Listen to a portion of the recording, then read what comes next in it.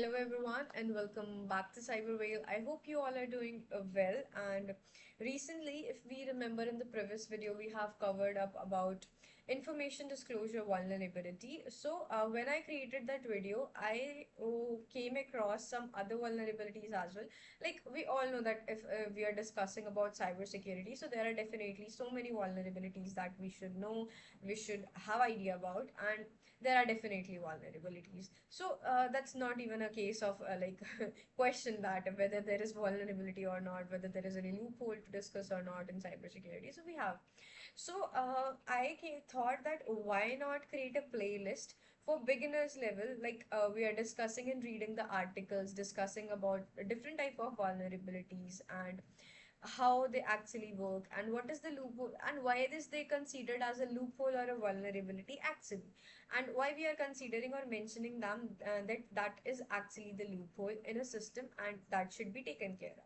So we are going to do a brief up about those vulnerabilities in a and if you wanted to look for that, you can go ahead and look for the playlist that I am actually created. First vulnerability that we discussed was about information disclosure, that I have already mentioned in a vulnerability discussion of my playlist. You can just go and check the description box. I'll also leave the link for that playlist so that you can better understand about it. So for today's video, we are going to discuss about what is IDOR and what's the full form of IDOR, and how an attacker can actually misuse this IDOR vulnerability to get some sensitive information or to breach the data. So let's head on, guys, and I'll show you that I have searched some articles related to what is IDOR.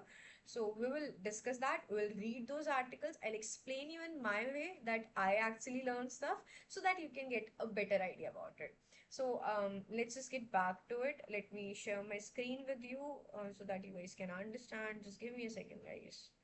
Yeah, here we go. Let me just take my camera slide over here so that it won't hinder between.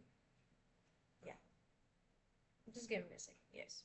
So over here you can say I have mentioned what is IDOR. We can read it through, you can see we can read it all through the AI based the data that is generated by Google. But no, I'm not that person, guys.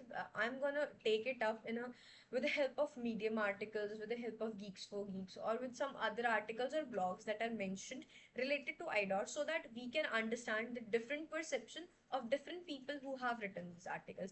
And guys, the whole of this particular credit goes to the people who have written these blogs, these articles. I am just you can say an intermediator, or you can say a medium to reach out to you guys in order to have this information, you can say. I'm trying my level best to explain this to you and take you to that level that you can understand stuff. So just take it that way. So let's start with this Medium article. It is written by Arar Flathak, and the credit goes to that person already, guys. Nothing is related to me, so don't take it that way. It's a 3 minute Reddit. It was actually written on July 2022 in 24. Like it had been already a year when this article was written. So you can see the full form of IDOR is what actually and how you are going to understand. Let's see the full form of IDOR first, because many people don't know the full form of IDOR actually. You can see the IDOR full form is Insecure Direct Object Reference. Now you might be thinking that what is actually this full form defining us, and we don't know about it. So I'll just go back to my Excalibur and I'll just give you a little example. Let's say insecure direct object. Oops, sorry guys.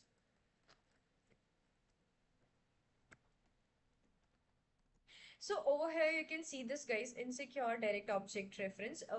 These combine of four different words. There is one direct word, there is one object word, and there is one reference word, and there is also insecure.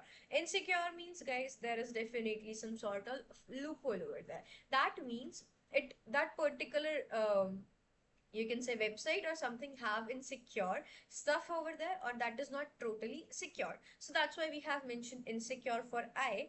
And then direct object, that means we are directing towards some sort of object for reference that this is actually the insecure loophole, or this is actually the insecure place we are directing towards, we are referring to, or a direct object. So that's how you can understand what insecure direct object reference in simpler terms, and simpler by breaking them, breaking each and every word so that you can understand it. I hope that makes sense, that what is insecure direct object reference means is like we are actually referencing towards any object directly which is insecure.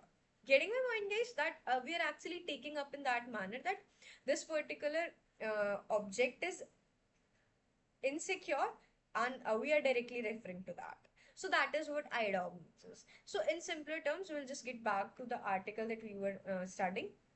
What does it actually vulnerability means is, you can see this is insecure direct object reference, or IDORs.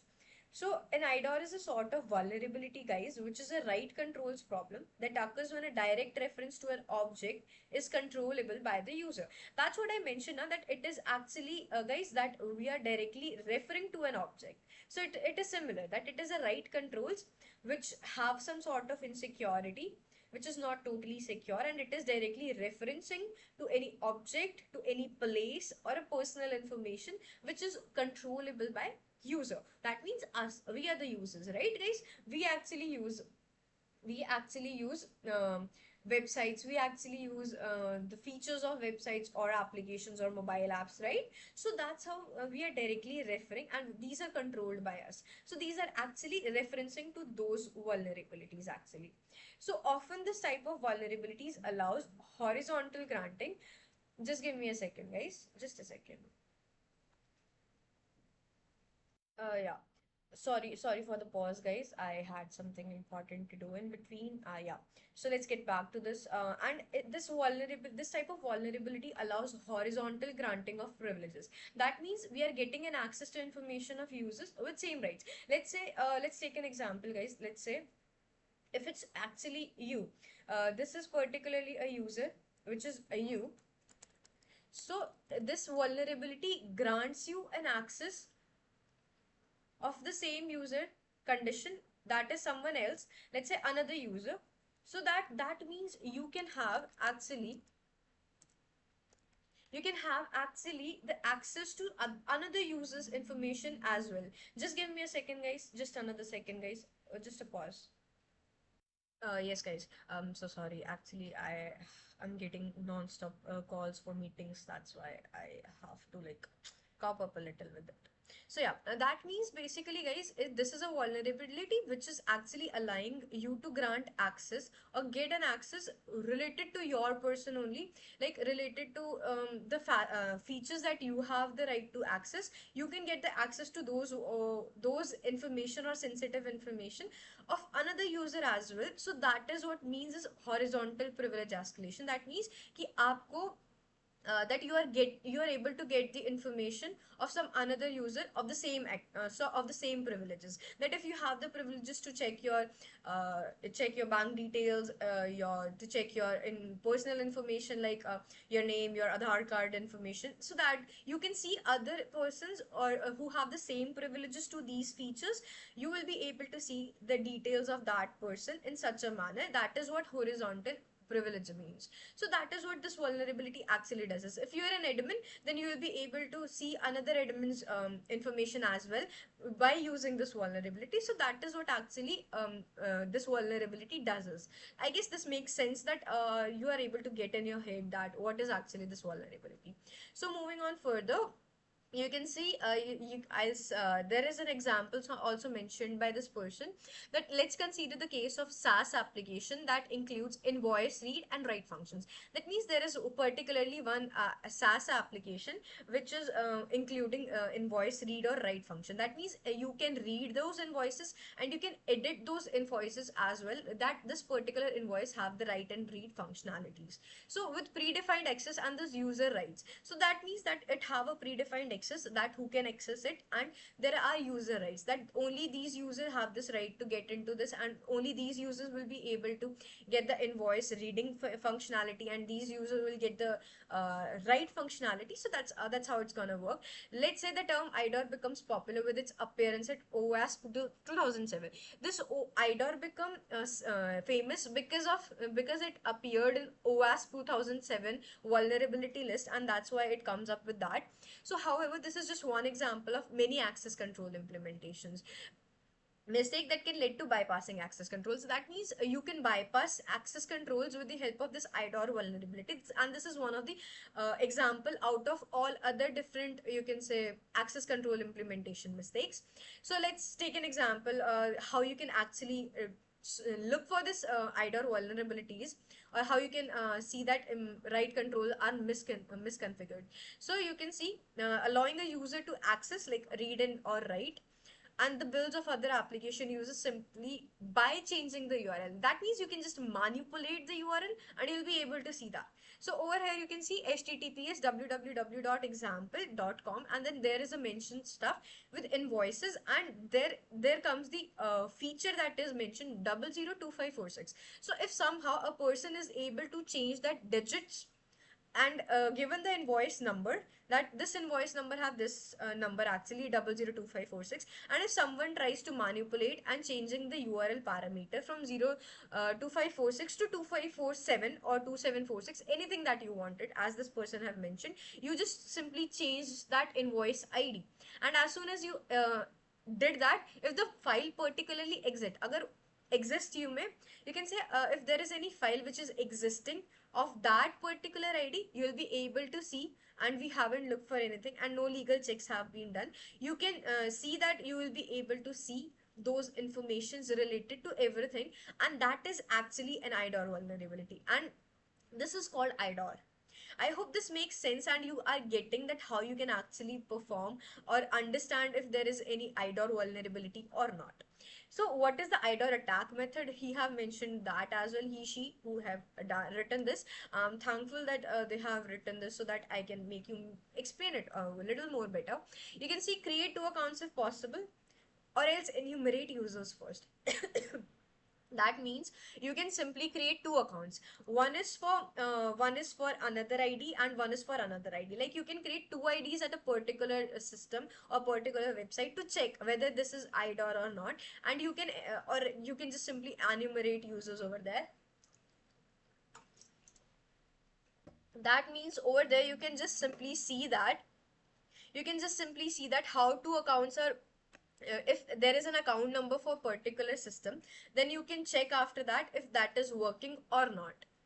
So you can go to the check if the endpoint is private or public. Then you have to check whether the endpoint you are working with is private or public. If it is public, you will be able to get to know that this is a normal functionality. If it is private and still you are able to see the information, then that is definitely a vulnerability, guys.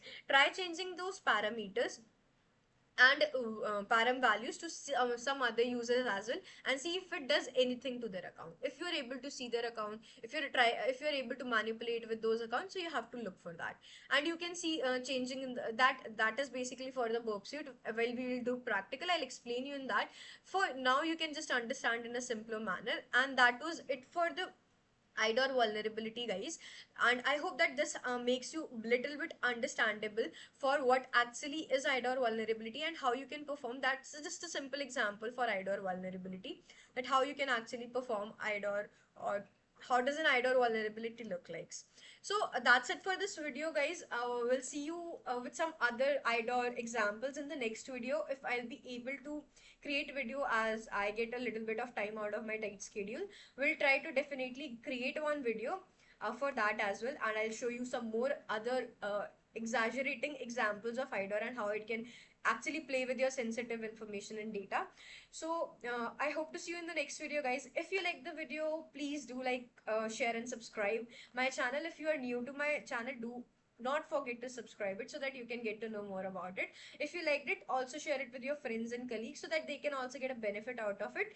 And I'll be glad to get to know a little bit of your comments in the comment section and the feedback about the videos that we are actually getting these days, like the vulnerabilities discussion, that one we made today. So if you like that, please do let me know in the comment section as well, and I'll leave the article, you can say article link, as well as the playlist link in the description box. Do not forget to see that, as well as don't forget to just mention with your friends as well, so that they can also get a benefit out of it. So see you in the upcoming videos, guys. Till the time, take care and bye bye. Have a good day, guys.